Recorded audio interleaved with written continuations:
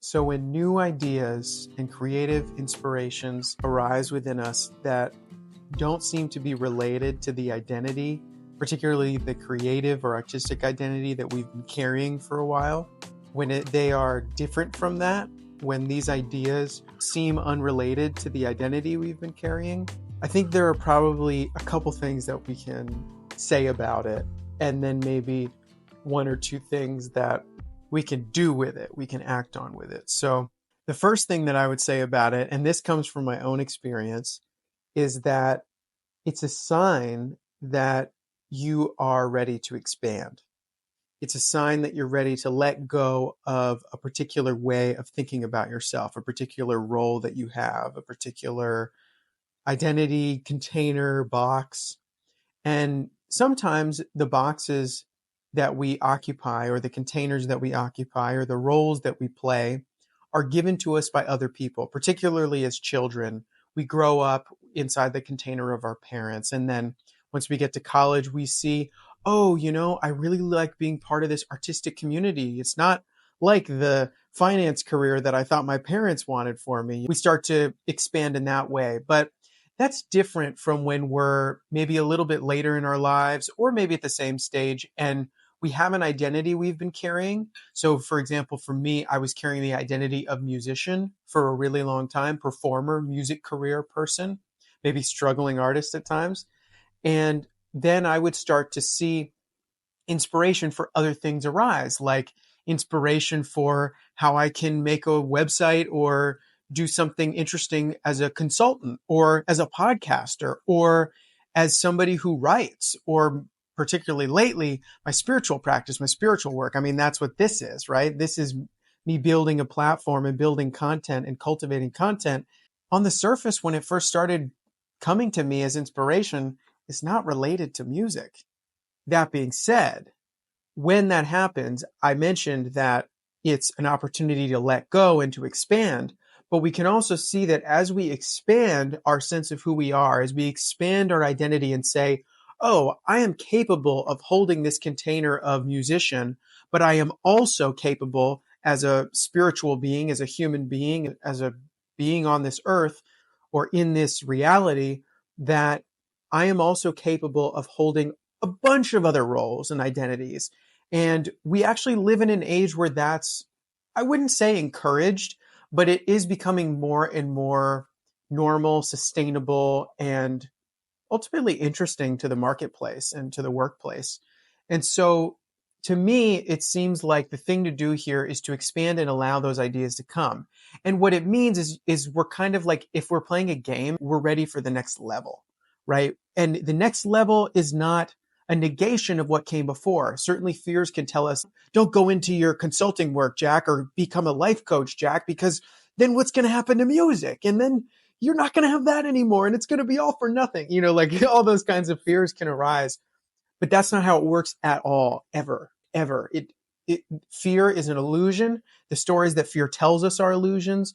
They're all totally just like anchors trying to pull us down underwater. And we don't have to do that. We can keep surfing, keep swimming, keep enjoying the waves, And so the way to do that, in the case for my example, I'll say, is that as I started to get new inspiration to become a life coach, to get training, to focus on my digital media consulting work, to do that kind of stuff and be of service to others in ways that aren't music, I thought, okay, well, this is just going to better inform my music work. So for example, I just posted a video where I'm performing in videos for social media in ways that I would not have been able to come to if I hadn't open to other creative ideas related to coaching, related to spiritual work, related to sharing that aspect.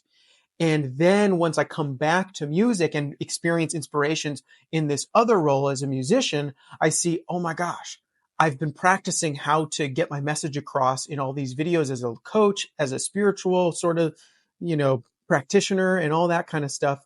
And now I'm comfortable on camera. I'm comfortable editing videos for social media. I'm comfortable doing all of that. So then the music flows so much more naturally. And so that's the thing. This is something that I've come to many times, and I'm coming to it now, which is that when we resist any part of our creativity, we are effectively telling our artist self that we are resisting all parts of our creativity. So if I resisted the part of my creativity that is inspirations related to building a coaching website or coming up with slogans for my coaching practice or making a sign like I did the other day where I was thinking about doing something where I sort of like busk, but like as a life coach and like also bring a harmonica with me or something.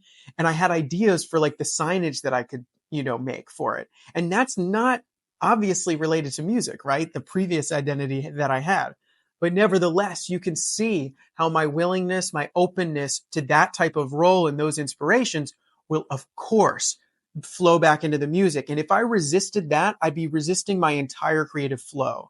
Because creativity does not give a shit about our roles. It doesn't give a shit about our identities. It doesn't care about our containers. Our containers, identities, roles, boundaries, walls, those are all creations of the ego, which have their place, have their function at times. A lot of the time they don't, but sometimes they do. And when creativity is asking us to let go of a boundary, though, or a wall or a container, it's best for us to take the time to listen to that, because creativity comes from our heart. Creativity comes from inspiration. Creativity comes from an ability to fill something in ourselves that is otherwise empty and would get filled by something else. And so if we're able to be open to the creativity, open to the inspiration, open to the new identities that we think it's leading us to, when in reality, we just have one identity as a spiritual being allowing stuff to come into existence, that then we can properly appreciate what we are being given with these ideas and then properly honor them by letting them come forth in the world. And so, like I said, if we resist any part of our creativity, we're effectively telling our subconscious that we're resisting all parts of our creativity.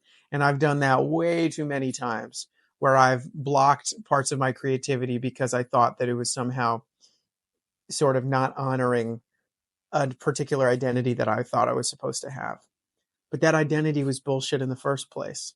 So identities are only good as long as they serve us in unwinding from past bullshit. Once we've unwound from the past bullshit, we don't really need the identity or the role or the container anymore.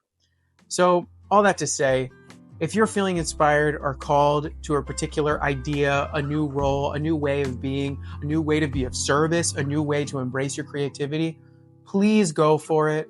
Please, please go for it. You're going to be doing a service not just to yourself, but the people around you and the past versions and identities of yourself that may have had fear about moving forward, but will see that it just makes everything more exciting.